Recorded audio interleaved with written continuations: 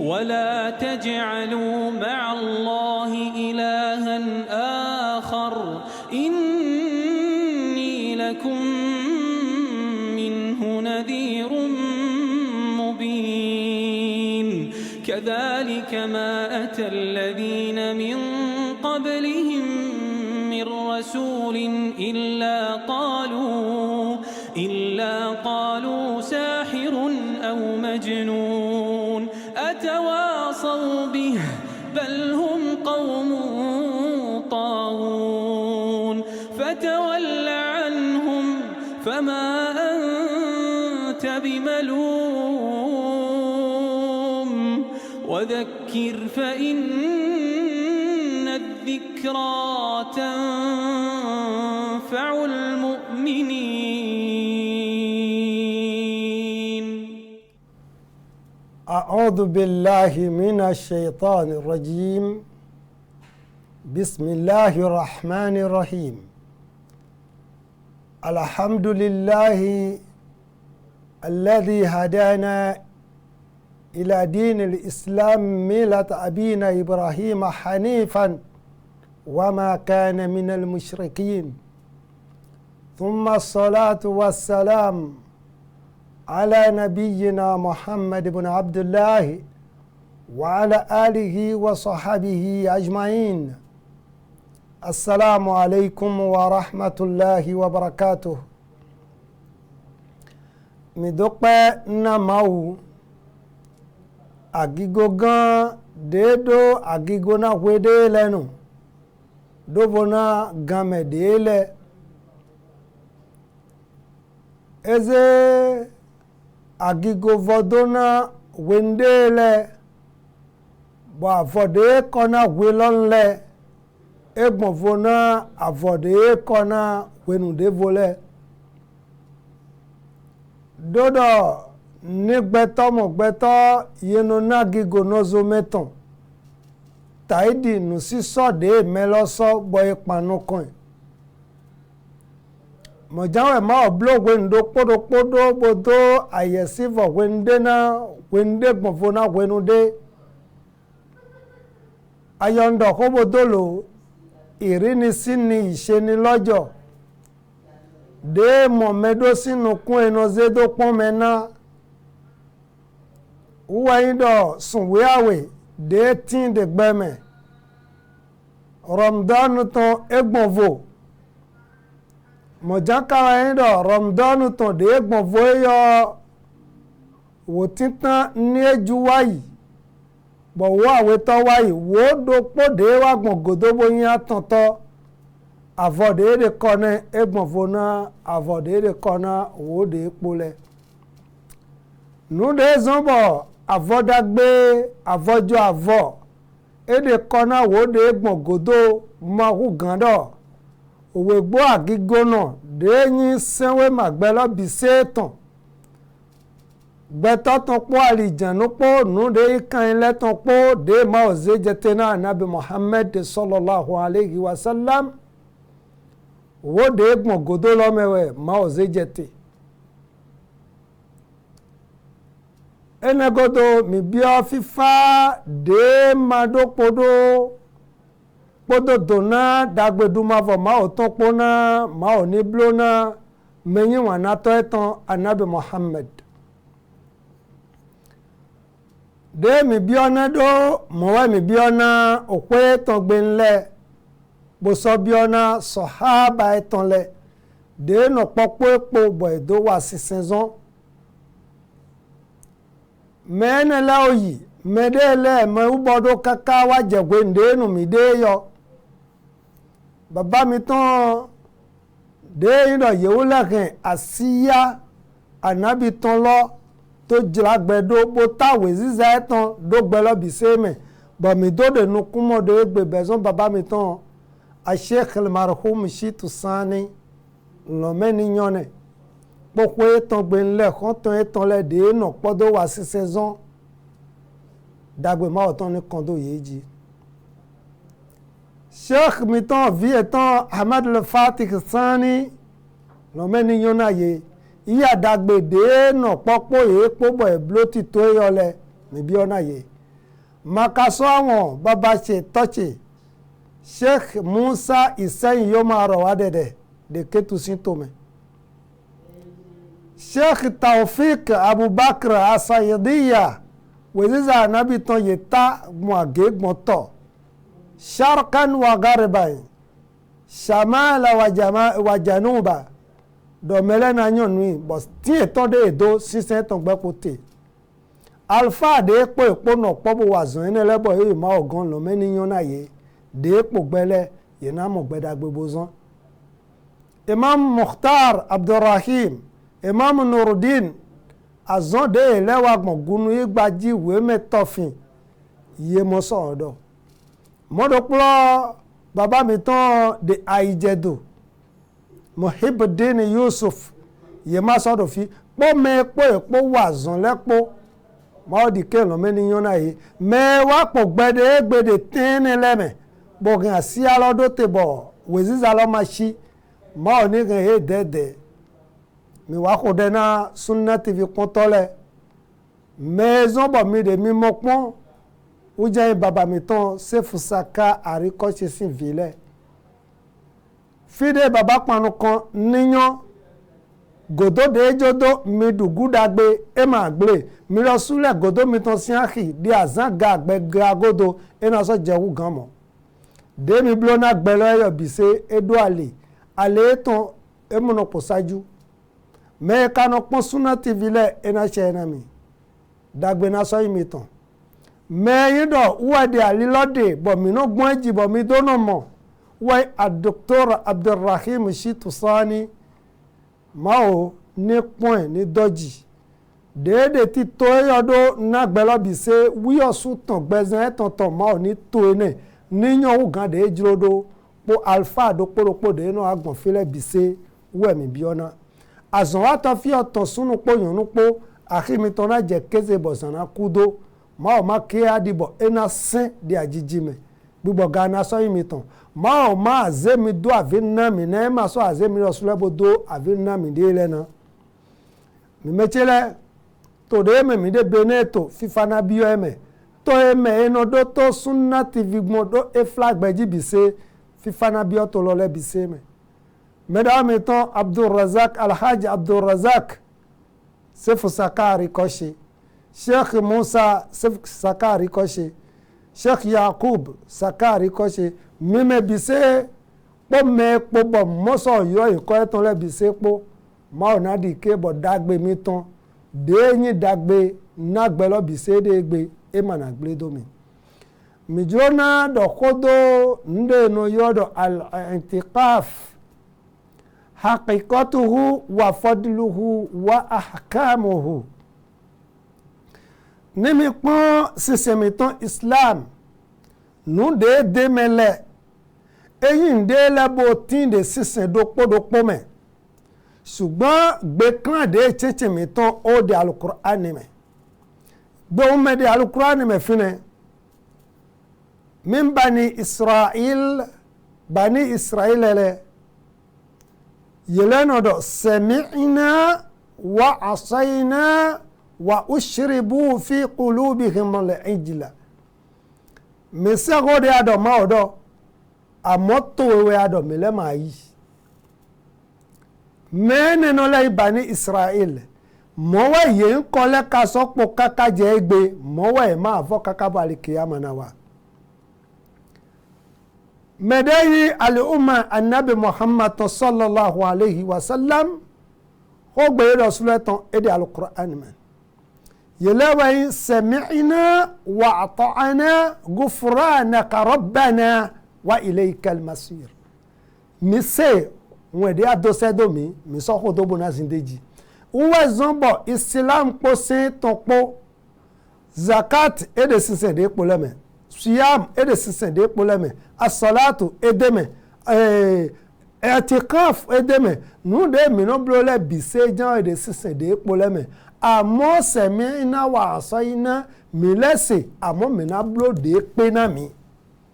dókòndé nu ejúrò mi ro dìde sọ júrò mi gbọ́n wọ́n sísẹ̀ di ẹ̀rẹ́ tán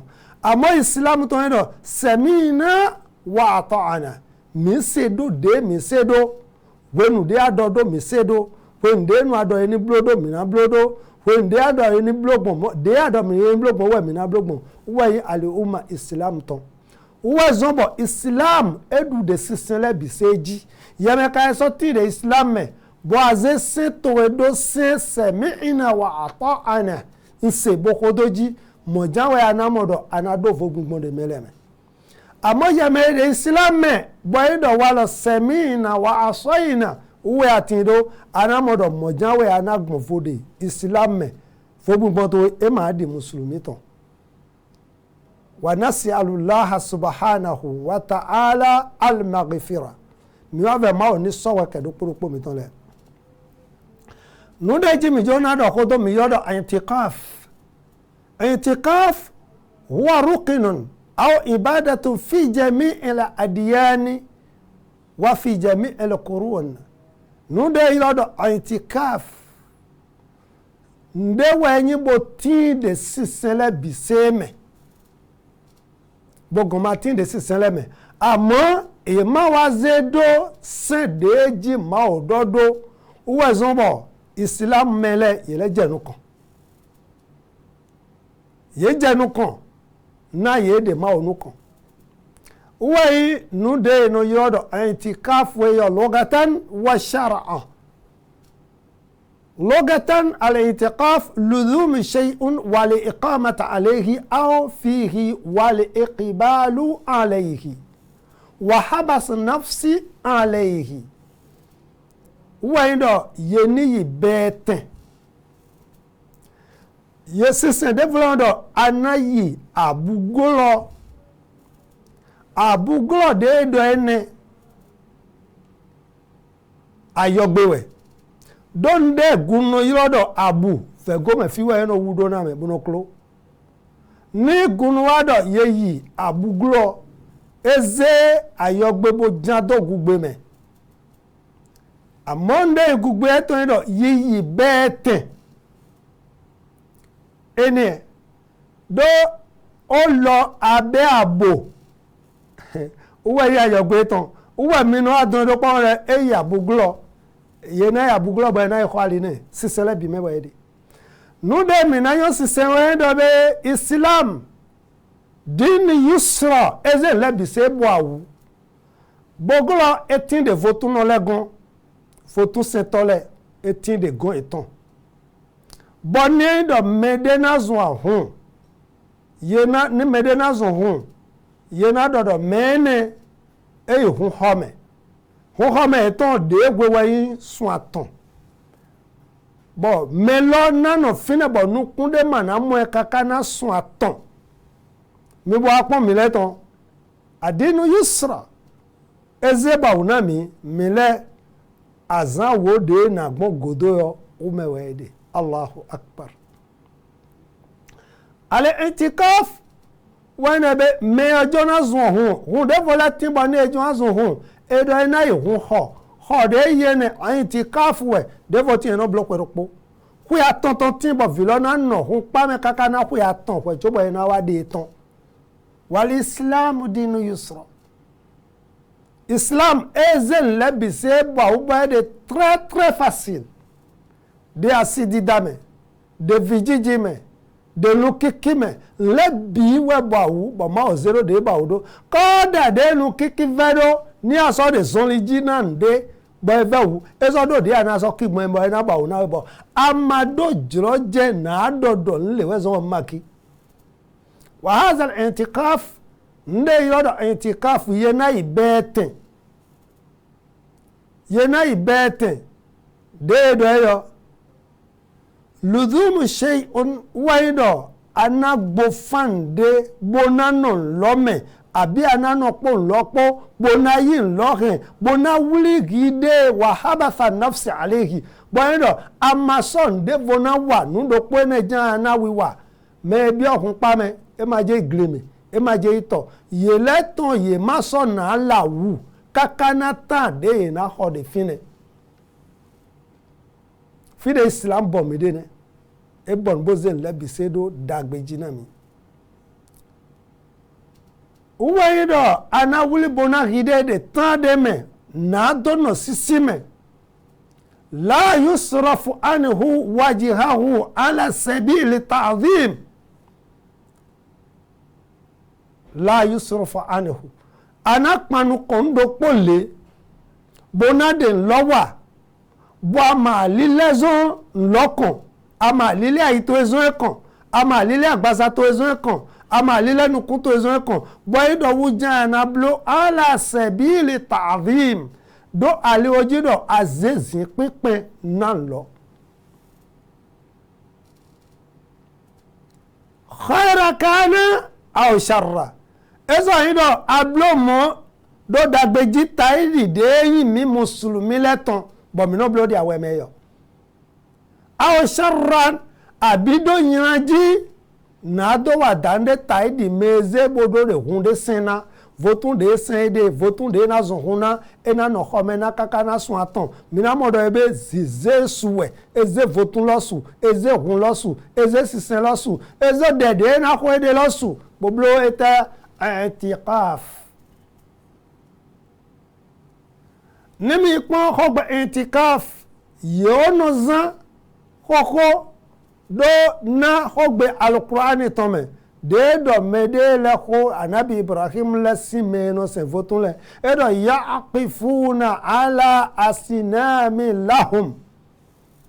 yaqifuna ala asinami lahum suratu shuara aya 71 kande gban nukunopo yewula de finne na donno chi votu e ton kombo no hun home e hun home i'tikafu eton ni ay khaira kana aw sharra ezo inde dagbeton abi yina kanton awuli bona gide bode tende me bo ma wa nde pepe vo afi ndo poro na do na zin pepe nunde kan ade we i'tikaf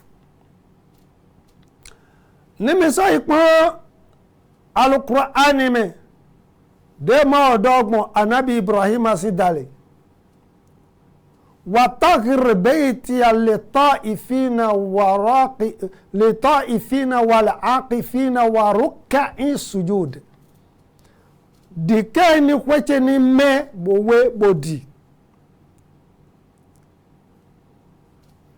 وطهر بيتي للطائفين نمي نانو walele do kholo yani alqaaba polo nino mi meji na me nano walele do ile wala aqifina po mena wa chie kan po agbasa e to po bisi aye to po bora panu kan kholo na do se ma ole ay aqifina ay i'tikaf lo wujane izan yazana sharran bozazana khaira mimo yazana sharran na meno se hunle ye no zan bonai hun ye nai zo hunde bonano hun khome na tande abi meyi ma o se tole na de fieneme ni minawa say no kondo al i'tikaf me yodo i'tikaf shar'a de seme al iqamatu ala shay'i wal makan wal luzumiha waindo betoni si ndekon echi ndekon potede mede lojanwe enade bonade nlowa bo ma troten lo me modo pe ma blo ndevo afi nde kon ede de fine lo we na blo wa ta'rif al-i'tikaf al-mukhtar loga luzum ash-shay wal iqama alayhi yenino nde kon bo si lo kon bo lo blo ma so blo ndevo ze nde blo na lo wede bo ma dogbe klan we wa shar'a ni do de saint islam ton mewe edogbenu waido luzumu almasjida luzumu almasjidi li ta'ati llahi ta'ala ala sifatin makhsusatin min shakhsi makhsusatin bi niyatin makhsusatin de saint islam ton mede islam ton i'tikaf islam ton yedo ludhumul masjid yemono blode khome tome anai blode maslasi de ye sono ki jama de amoni na yi maslasi de no kijima de ene emayi dadan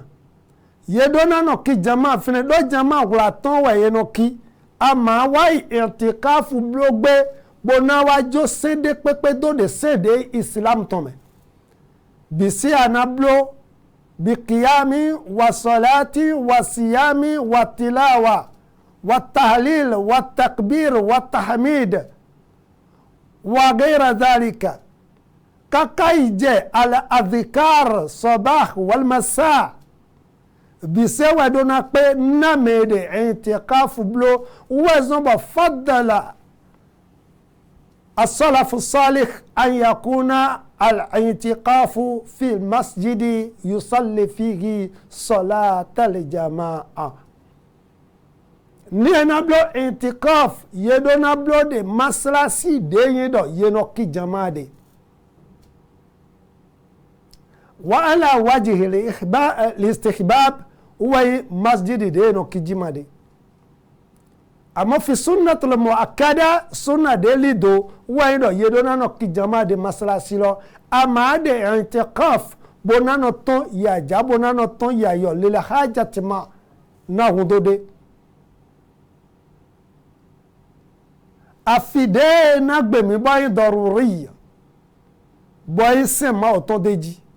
taidi do chioku ana shahida jinaza na do be raida eneton bo amakaje kweto igbe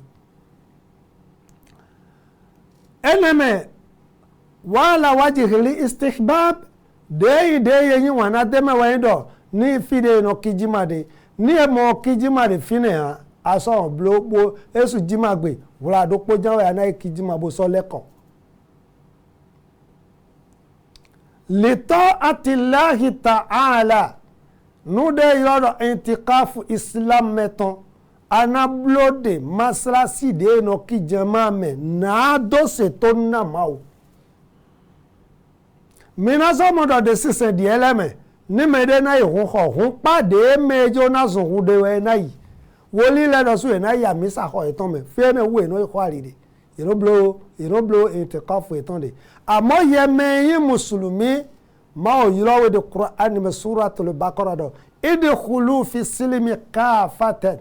mina bio siseme hu mi bio me afopo awapo ama yin muslimi bo asodo de so du mi bo mina ikhwali abi mina ya bo glo de sisen de vo pa me ni ablomo ayin muslimi de dafogbe abi de dafoto fal iyaz billah me blomo le yelewe eno yodo munafiq fi din afode to de sise islam eyin la o gan do gbeto ni kèfèrí fal iyaz billah eyo minamodo islam ewa na do shamala istama ahwalul umma ejo naze mebi se do alodo poloji de ma ala nu kon do ma o de asemi de do polowe minamodo wo de gbon godo de ramadan yomedi i'tikafu de fine na mi malele bi se pátápátá de horo plonu de gando ploleme de azando ploleme de sundo ploleme boy ma dasa bo mebi se na no pobo vemawo ye ka do wa jama'atu rahma nu de no pobo blo donawe no no maison ma ogun ala sifatin mahsusatin anablo do lili de jie wado bo anabi dogbon bo anabi blogbon amadun ablo to boy na gbonvo anabi muhammad sallallahu alaihi wasallam i'tikafu de ko do mi de yo wo de eblo pon de wo titame we chobo e wa do ne do laylatul qadr wo de gbongodo me we de bo anabi wa ze bono blo de wo de gbongodo me u blo de kaka bodo yin matinto ni mi se do e blo de oko de gbongodo me wo awe gopo wo atogopo me e dogbon yin mo anabi muhammad sallallahu alaihi wasallam e ma do akhode pepe do de ma onu kan nan de ma ona gbe do ni blo le bi se kaka ija anabi muhammad niele na fo zame bona ki shafo iwitr bo e igbedo e abi manona tine bo e ma ki shafo iwitr de zame a nesu kre zame eno ki ene we eno ki nde zon yi do zon li de wana nabi Muhammad sallallahu alaihi wasallam de awemede bo ma blo intikaf de kwelome de ma blo intikaf de kwelome ene zon bo de e wa su kwe de wa gbogodo wa yi kwe de blo gbonu kan e wa blo wo we de awe pe wo e bezon fun bo blo bo eje ko bo zo blo wo gobo endo e ma du intikaf de vosin aho ene wa yin tona de tina mi muslimi le mina igboje pede wacho bo ale ko wa intikafu biblosin aloji wassalamu alaikum wa rahmatullahi wa barakatuh. Assalamu alaikum wa rahmatullahi wa barakatuh. Ìkànnì tẹ́ ń wò yìí náà ní ìkànnì Sunna TV níbi tí àwọn onímọ̀ ti ń tẹ ìmọ́lẹ̀ sórí ẹ̀sìn Islam látọ̀rí Sunna TV ìmọ́lẹ̀ nínú sunna nabi Muhammad sallallahu alayhi wa sallam. Ní gbogbo ìgbà ní kẹ́ ẹ máa wò wá tí ẹ sì máa rí ẹ̀kọ́ ẹ̀sìn kọ́ lórí ìkànnì yìí náà ni o. Òun ló múlẹ̀ rẹ̀kẹ̀tẹ̀ yàtọ̀ yìí gbogbo mùsùlùmí lọ́kùnrin àti lóbìnrin ẹ jẹ́ ká máa wo Sunna TV ẹ jẹ́ àwọn ọmọ wa náà máa wo Sunna TV kí wọ́n lè bá ní ìmọ̀ tó péye nípa sunna ìkànnì tó ń tàn mọ́lẹ̀ sínú ẹ̀sìn ni Sunna TV Yorùbá ẹ máa wò wá ní gbogbo ìgbà kẹ́sì máa kó ẹ̀kọ́ tó péye nípa sunna. Assalamu alaikum wa rahmatullahi wa barakatuh. Na mimeido minde toji de Sunna TV Yorùbá bo minde ko timena mide ledo minisovole kwa vo leko wa ba we gojina nude ye lodo itikaf de mido na do hogbon dalieton wendo anabloko senpo sende no ewule do sifat mahsusa linle deji ezedo wa we anablodo biniyatin mahsusa bodo linli denyi ania etoji we anablodo de fide minawa yi de apade ji minayi wa shuruto i'tikaf setele wa senku de don do i'tikaf go bo ni ajo na blo i'tikaf senelele ji we anano bo madona tonji minayi ji ashartu al-awwal tita menablo i'tikaf enai al-islam wendo enai sise islam meno do agunde pola biedo eton ni anablo mi muslimi leton eyo yesu adonanyi muslimi do azonde awade de fiene masrasi ablo de ade nuaki ade awe agba ade tasbih ablo ade qur'an hade nuene le katina muslimi meme muslimia nde yirodo i'tikaf ema sunnatul muwakkada ne wa shartu sani sepui awego de yodo condition de jiena no boyin awego li sihatul i'tikaf ba i'tikaf to na pe dide bagbon ede melona yin ala aqlu takame to na pe me ido écoutez ena fonso abi adigbe no eno waji to abi melode i'tikaf azawo lome bo wa iku adigbe deme yenize le ko wa iku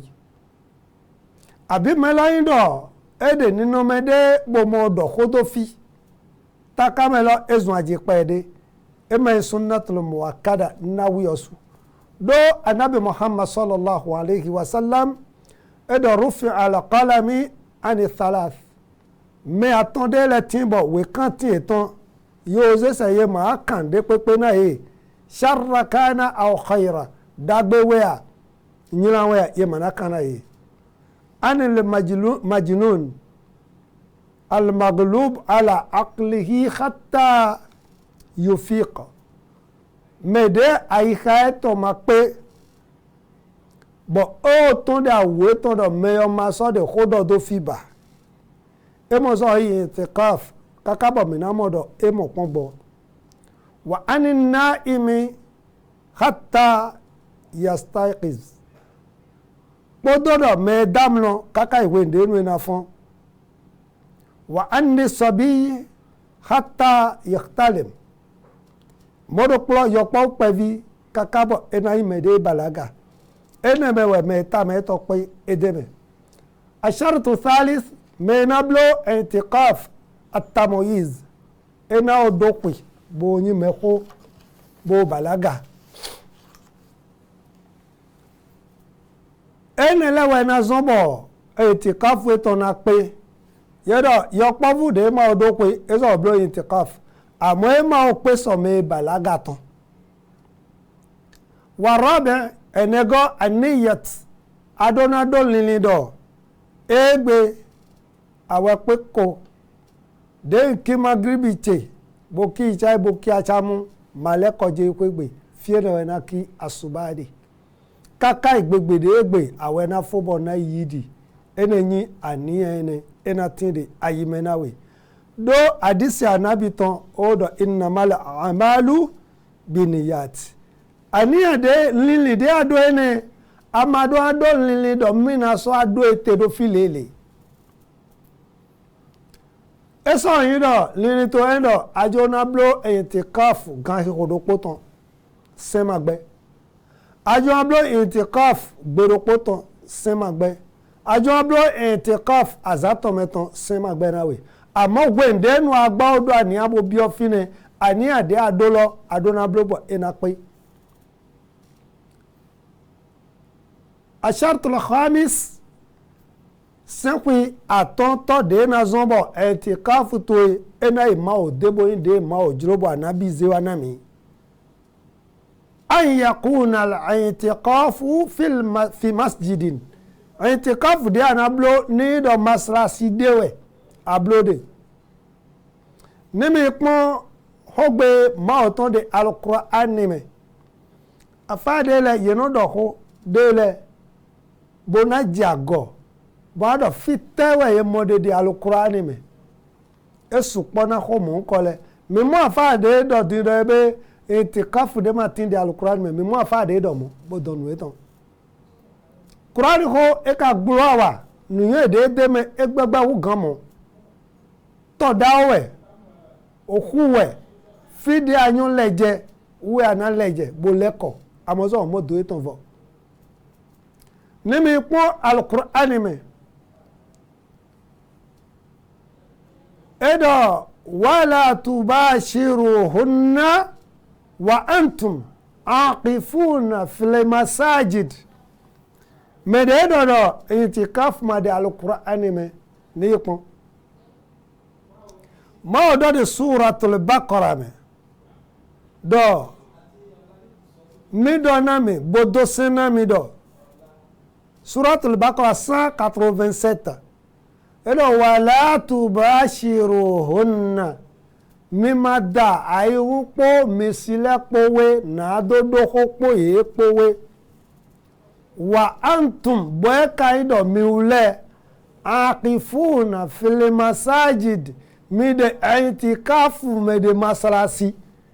itikafu de Qur'an abi ma de Qur'an ma odo abi ma do iza sere mi na yin le uwe do de ton de fine anabi kablo Allahu akbar Ibn Taymiyyah edodo ejedo muslimi lebi se ni yi itikafu do gbeze ton me na blo do pe sunna anabi Muhammad ton do azonde ebo anabi majodo kakabo tron gbeme do okwede me ejen bo e ma blo kwede bo do egbo blo ko bo e no do eton mene do yin de bo anabi majodo sallallahu alaihi wasallam anabi Muhammad sallallahu alaihi wasallam e ma blo intikafu de sun de vome ou gan sun de Ramadan ton eyome ene utu mini tekpon bonye do mini wule awu na mede ni no meton na doblo senkwi aizeto an yakuna al-i'tikafu fi masjidi tuqamu fihi al-jama'a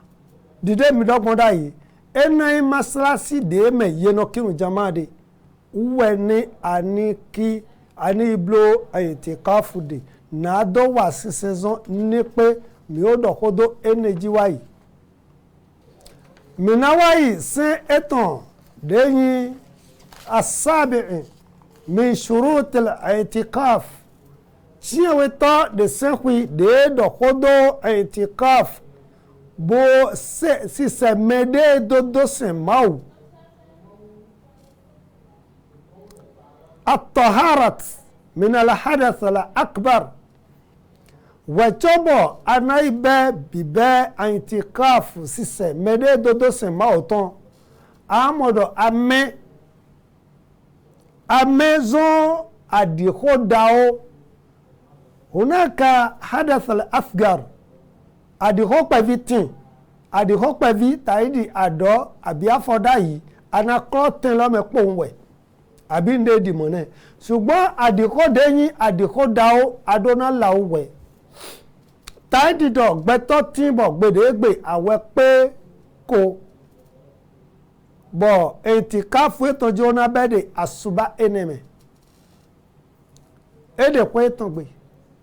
bojuro na iboka odo kopo yonupo ena tekpon bolawu janaba ene tonzo agbasago wechobo ijemasa sibo ikia suba bona be etikafu eton e ma do na be etikafu po adihopo dopo ne at-taharatu min al-hadath al-akbar kal-haid nyonu so blo intikafu do Aisha radiyallahu anhu edodo anabi blo intikafu bo mi me nya sie tole dosu mi blo intikafu ga de maslasi doklo mede la jijeme taidi do nyon lo ejo na blo intikafu ewa maslasi me na do eblo intikaf eblo azanton bojela intikaf weton egle abido wendenu intikaf na be o de la jijeme bodo mina ibe momo ye mo be momo do ma yi momo eton do misi inna allaha tayyibu la yakbalu illa tayyiba ma o me emro yi ndi afinde me walillahi alhamd wal minna والنفاس الطهارة من النفاس نيونو ديدو فيغو باكو دي أويتو إموسو يبلو انتقاف وهكذا الجنابة كما قلت من قبل مودو قولا ميدو أبي ميغو يدو نيونو بما ولا وكاكابو انتقاف با انتقاف إبان إفودو فينيني ene zomba minanyo edo nude yodo intikafu nino wiweji bome na maozo adikoda oleme bona dosen mao pipe chere to na zan de nyido ado minablo intikafu wa intikaf masnuna wa intikaf wajibun intikafu emado awi intikafu deyin sunnatu muakkada taidi dede aweme yobo anabi blo ene sunnawe boka sunnatu muakkada bo ittifaq ahlul ilm al fiqh ye dogbe pojira eje ka muslimi sunu ponyonu po dedo mi meji boka de sen yo leme ni blo de aweme yo ene masnuna we intikafu deyin wajibu do ni blo dandan we another nendo ado apa eto na ma o be oguzu dandan me eno jobo eno dodo ni yi fi obogo na blo intikafu aton azanton na ma o ni yi fi obogo abi nu eyo ni ejiro na blo intikafu dopo na azan dopo na ma o abi azan o abi hu gan mo we ndenu agba odo apa eto do ma o nu kan ene sara dhakal intikaf wajibun sara wajiban intikafu ene ewuzu dandan menawe ni ani blo nam ene lewe yi sende mina khodo doblo nu de yeyi lodo intikafu nam ndezo bo mina yi no kan deme nde mina so yi we yi afodide atonto de khoyome wayi hukumule itikaf sende dondo itikafu sunnatun didendo gbondai sunnawe ma de dandan me afi me de do apa eton na ma o ene idoko de saint loleme ye kanablo intikaf kana rasulullahi sallallahu alayhi wa sallam يعتكف العشر الأواخر من رمضان anabi Muhammad deyi kpọnsi sẹtọnami donama ọtọkpọ fífa ẹtọni kpọnimọ enoblo itikaf de wo de gbọngodo de sun Ramadan tọmẹ hatta tawafahu Allahu ta'ala kakabọ edo isiyo mawu Allah dodo jẹkẹtọn de alukur'ani mẹdọ a'ibudu rabbak hatta ya'tiyakal yakin sema o kaka igbegbe anaije kudonu ezomba anabi majodo thumma enegodo aitaqafa azwajuhu min ba'dihi asiela ono blodayi de anabi so leko ima ode bo ima tinto mojanwe asieton le yirosule yeno blo intiqaf minaikun حديث أبي سعيد الخدري رضي الله عنه قال إذا دقيتم إن رسول الله صلى الله عليه وسلم انتقف العشر الأول من رمضان إذا النبي محمد صلى الله عليه وسلم أي سدوت ولاتي nado se mao de mi do yodo intikaf de owo de jenu kon de Ramadan na me we ado atumo fina ado we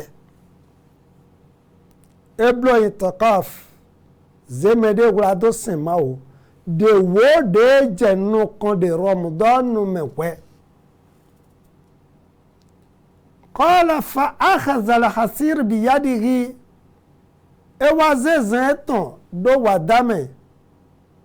bo be agbon eton le do ta bo ichi maslasi bo ezewude wula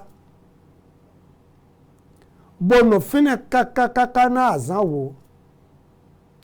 enegodo summa intakaftu al-ashara al-awsat anabi rasuala de mi blo mo titame wesu pede vome mi so wale kobo so wa blode wo de checheme bezon Ramadan je woro po kaka je ko mi so fo blode fine we thumma atitu fakilali ezo asu wore vonu bo ye wa do namido innaha fil ashara al awakhir beta baade boblomo laylatul qadr uwe wadona mido nude ba mi de lo zan kuku do po de ma odo ko to bo de mi de bi ba lo wo de gbongodo mewe ede ene zo wa mi me de todo mi le mi na yan do kan yo de mi kiko ni ani do du ko sona laylatul qadr uwe zo bo ani blo intikaf ene ye wadona mido innaha fil ashr al awakhir ede wado na mido azan wo de gbongodo lemewe laylatul qadr anabi wado faman ahabba minkum an ya'takifa falya'takif ni mede jlo na ablo intikaf de mimehu ni bo blo de wo de gbongodo leme ene ndo ni ma blo de wo tintan me bablo ni ma so blo de wo awe god Ramadan me bablo wo de wa gbon godo lo bezon ni awe pe ko nukuno po kaka ijegbon abi gbon ewero po wo ni do blo intikaf etan fa'ataka nasu ma'ahu ene godo meleje intikaf blo po epoji kaka bo edwatron gbeme anabi Muhammad sallallahu alaihi wasallam ewado wa inni urituha laylata witra edo yedi kebo mimo do nu deyin laylatul qadr boyno bade Ramadan melo ede wode gbogodolo si cheche na zankuku de manyoma kó onukun lòpó tọ́ kó onukun àtàn tọ́ kó àtàn tọ́ kó àtàn nukun àwẹ̀ tọ́ kó àtàn nukun ẹni tọ́ mọ̀ kàkà sọ́wọ́ ìfò umẹ̀wẹ̀ yéénu mọ̀ Laylatul Qadr do maw Allah subhanahu wa ta'ala mẹ́yàn nu ihu gan wọ́nyí anabi Muhammad mẹ́sì gbẹdọ́ kan náà maw hu gan wọ́nyí anabi Muhammad mẹ́ maw náà mọ̀ jẹ́ mẹ́ hu gan wọ́nyí anabi Muhammad nu de maw dókèrè anabi lẹ fàjà abitabligihi bil amana e dóhùn lọ ká pé ìtò bil kamal e má wèdè pò nígbà dé wá zèǹdé gọ́nà faman ahdatha fi amrina hadha ma laysa minhu fahuwa radd kó tán yìí náà bẹ́ẹ̀ kàn ìgbéwẹ̀ anabi Muhammad sallallahu alayhi wa sallam malaika Jibril ẹnu adóhùn ẹ̀zọ́ máa ọ̀gán wa huwa dhati la yuntiq anil hawa e mọ̀ ọ̀dọ̀ kó jùlọ gbígbọ́ mẹ́tàn illa wahayyuha wọ́n èdè èdè ẹnu tó mẹ́dẹ́ mọ́sán wà dọ̀ dín náà mí dègbé ọmọdé ẹgbẹ̀dín déwò kẹ̀dín gbọdọ̀ mílẹ̀ yín ẹ̀dọ̀ àzán lèjì wẹ̀yìn Laylatul Qadr do anabi ọ̀ma ọ̀dọ́ kúnra wù gan ẹ má dọ̀ mọ́ mẹ́dẹ́ má sì gán dọ̀ wọlé dẹ́ má gán dọ̀ afá dẹ́ má gán dọ̀ nùyẹn tọ́ dẹ́ má gán dọ̀ dọ́ nùyẹn tọ́ dẹ́ ẹnu pọ̀ anabi Muhammad kúlẹ̀ yẹ̀wúlẹ̀ wẹ̀yìn sọ̀hábà anabi Muhammad sallallahu alayhi wa sallam ẹ ká dọ̀ sọ̀hábà ẹni rẹ̀ yẹn náà nùyẹn tọ́ náà kó gbọ́n wẹ́ẹ̀ khilafa takriba elegodo sálàfù dé wáyébó bèdè pépé máa ò dègbé pọ́n dọ̀ Laylatul Qadr àzán lè jíwẹ́ èdè dandan ẹnẹ ó tu alẹ́mọ̀ọ́fù andalik mẹ́bi ṣé dọ́nà dẹnu zọ́n mẹ́bọ máa dọ́nà dọ̀dọ̀ àzán lè jíwẹ́ ṣùgbọ́n ànábìdọ̀ ẹni bá pọ́n de wó de gbòǹgòdó lẹ́mẹ̀. ẹtẹ́ ó tu wẹ̀ yẹ máa sìn gan yí kónukúnopó kónukún àtọ̀bá ẹ̀dọ̀ wọlé bí sí anáblo sẹ́ẹ̀dẹ̀ dọ̀ ndéwùdì gbèdé gbèmí yí àwẹ̀ ní ẹ̀dọ̀ gbélọ́gbé ẹ̀sùn tán pẹ́pẹ́pẹ́ àmàyìn sun ọtọ́ de sọ ọ̀pọ̀jọ́ mi yí àwẹ̀ dé gbé àmàyìn gbégbé mi yí àwẹ̀ wọn kẹgbẹ́ tán ẹ̀sùn wa tán àmàyìn dódò de pépé dé gbọ̀n máa wọ̀ ẹ̀yìn mi ní gbọ́bọ̀ bẹ́ẹ̀ wò dé gbọ̀n gòdó bì sí ẹ̀dọ̀ pọ́ obìnrin tahajud àbí mi ní blo itikaf mi ní àdúkò sọ́nà àzàn lọ ẹnì ṣáku yazul nko kpọ́dọ̀ mọ̀ Laylatul Qadr ma mọ̀ Laylatul Qadr yẹ máa tì àmọ́ ní ayé àzáròpọ̀ gé lọ àzáròwẹ́ Laylatul Qadr imma an takhta asọ di àfọyín tó fún bọ̀ Laylatul Qadr náà gbó mẹ́yìn lọ àzáròpọ̀ ẹnu yí de pétapéta níbo yẹn rẹ̀ bẹ mímọ́ odó Laylatul Qadr amọ̀ nímàdó nukun ẹnẹwé ejúrò máa wẹ̀ ní ejúrò máa wẹ̀ náà dùkọ̀ sọ̀nà àmọ́ mẹ́nu bló di àzán òmẹ́lọ́lẹ̀ zala shakku anihu ko kpɔma deme na wuyo dɔ ebe enamu Laylatul Qadr ni egbe de senji de we lɔnu naam anabi Muhammad sallallahu alayhi wa sallam de ko eton lɛmɛ mi wa dɔ dɔ be edo mi blo de wo titan mi na ekpɔn hadith Abi Huraira na zɛmɛ de na mi gbɔn intikaf anabi Muhammad tɔmɛ kɔl Abi Huraira dɔ kana nabiyyi sallallahu alayhi wa sallam يعتكف في كل رمضان 10 أيام edo anabi eno blo اعتكاف azan wo de Ramadan ala biseme o blo wo titan ton pon o zo blo wo awe go ton pon mo ro pe ezo blo wo de gbongodo falamma kana al-aam alladhi qubida fihi de wasu awa de gbagbon godo bo ma odo eyan epe lekowa odo wejevo ma na de ke mebi se na vodo dagbeji edo anabi Muhammad eblo i'tiqaf 20 yawman eblo i'tiqaf azan do poropoko de eblo ene lo meleno khagona do de modo mijro na ku we blo mo e kai mo zeme ton e wazon alfa nu yen to legon dodo kwede e mo wa cho gba mo kwede gbon godo eni lo jija zon ton de tin wa kana ala safari wala ya'takif zon lo je de bo jijan lo jen bo ma blo intikaf do gbetomo so de zonji boblo itikaf do itikaf habath nafsi fil masjid al jami' adona bagide bono tendo podome de masrasi we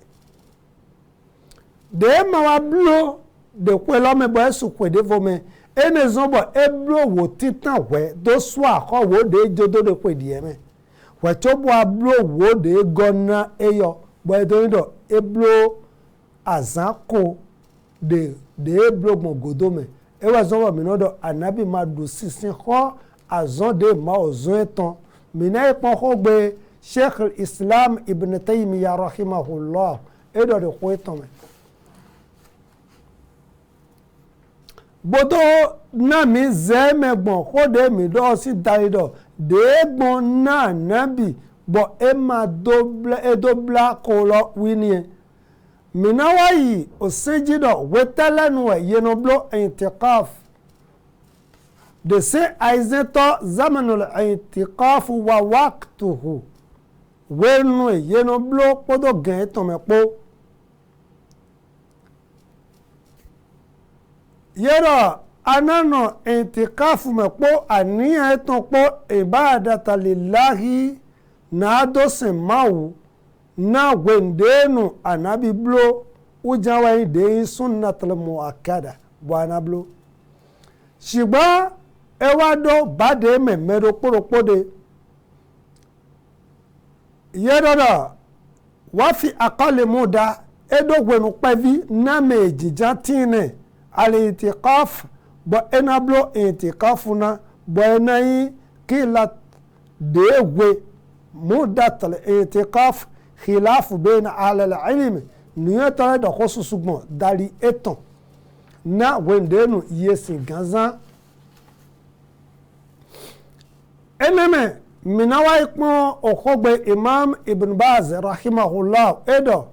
was-sawab fil intiqaf denyi de jijiroji de ko de do intikafu si gwenu po game de na blo na ko anahu la haddu li aktharihi wala li aqallihi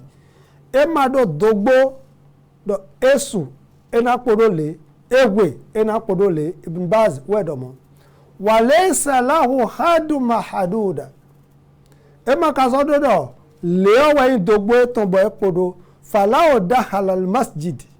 wa nawala intiqaf sa'ata aw sa'atayn fa huwa intiqaf beto so bi o masrasi bodo lilindo azon wa tonyin akholuzun wa tonyin megon wa ndi azon wa de amo tan ape dede no tin na mi bono gboje na kan ikodo pojawo enodo bodo no gboje eyan kan ikodo poro na ino maslasi boblo ania intiqaf ton mene no de blo mo intiqaf jan blo e ya boglo e sedo tena ma ojane awsa atayini abide zan kukulome gardien zon eno wa abi zan kukulome eno wa zon amo gan iku awe uwa eno do de zan kukulome bo so omo tan bona blo intiqaf na bo adolin li eton bono blo kan iku awe ton lo erosu intiqaf janwe eblo wiosu blo intiqaf Ibn Baz ewa dona mi do wal afdal dedo agigogu gan wa do intiqaf alla yanqus al intiqaf min yawmin wa laylati fi ghairi ramadan nema wewu gan keze dopo zankuku dopo niedo ema in ramadan me àmọ́ ní Ramadan mehun dike ni yin awolo ni ani dodu le laylatul qadr ton wa ma fi Ramadan fil ashra al awakhir fal afdal ní do Ramadan wehun bloni yin azan o ton lo we na pe na we hu gan ala yanqus an al ashra al awakhir ni ma wende pepezon wo de gbogodo mewe na mejo na blo intiqaf ene mive mao Allah subhanahu wa ta'ala deno na me blo ni na do poropo mi ton blo bo ave mao do awesun eyo ni ma do po de po na mi blo susu eton ni mo mi de gbeme ni mi na dodo tadagbe bo na do no sejina mao bo anye do be intikafu bo de aweme níyìn wò bó pé wẹ́yìn ó gàn dọ̀ ní gbèsè mi àmọ́ ní ẹ̀yìn dọ̀ àzán débòlẹ́wẹ̀ ajírò náà blo ìtìkáfù náà máa wò èso ọ̀yìn àzán dọ́pọ̀ èso ọ̀yìn àzán àwẹ̀ èso ọ̀yìn kan ìkó dọ́pọ̀ èso ọ̀yìn kan ìkó àwẹ̀ subhanaka allahumma wa bihamdik ashhadu an la ilaha illa ant astaghfiruka wa atubu ilayk wa sallallahu ala sayyidina muhammadi wa ala alihi wa sahbihi wa sallam wassalamu alaikum wa rahmatullahi wa barakatuh. Allahu akbar, Allahu akbar, Allahu akbar. La ilaha illa Allah. Allahu akbar, Allahu akbar. Walillahil hamd. Allahu akbar, Allahu akbar, Allahu akbar. La ilaha illa Allah. Allahu akbar, Allahu akbar. Walillah